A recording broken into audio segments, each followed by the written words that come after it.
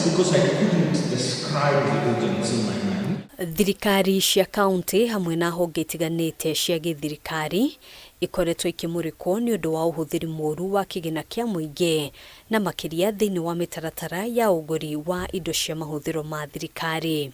The government through the National Treasury has already communicated to our membership that with effect from 1st January 2025 the procurement system is going to transition to an end-to-end process. What that means is that it is going to be paperless. So from the point of identification of needs in the public sector, to planning for them, to budgeting for them, to budget execution, contract administration, inspection and acceptance, and eventually delivery of goods, projects in the public sector is going to be automated. In the spirit of, one government, it is our responsibility and obligation to support, the supply chain as a sector. Now we realize that technology is disrupting very many sectors. And at the end of the day, services like supply chain are supporting institutions to deliver on their mandate.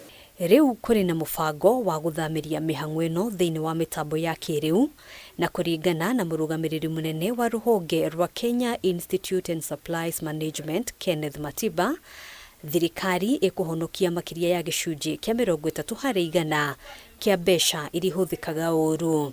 I strongly believe that if we have to deal with accountability issues in the public sector, looking at how public resources are utilized, we need to adopt a holistic approach and not just look at procurement alone in isolation.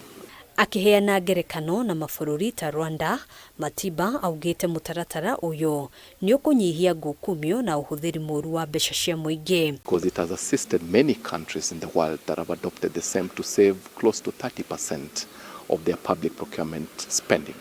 And it is also going to aid in reduction of fraud, which has been a challenge in some instances in the past. Ruhonge ruru rugite no rurathi na mbere kwandikithia amemba na oho gutashukiria ikinya aria maragarara watho na makiria thiini wa sekta ya andu kiumbe.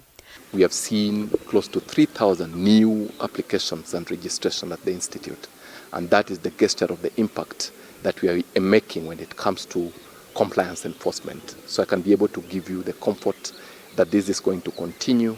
Our compliance campaign will continue in the coming days, and we believe this should be able to make a difference. Ona kuhanura uguo, Matiba ni arateteire maafitha ruhonge-ini ruru kumana na mateta ma ungumania kuria gikundi kia amwe ao makinyitio igoti-ini ni ruhonge rwa EACC. Handu-ini ha Kameme TV, njitagwo Ngina wa Waduro.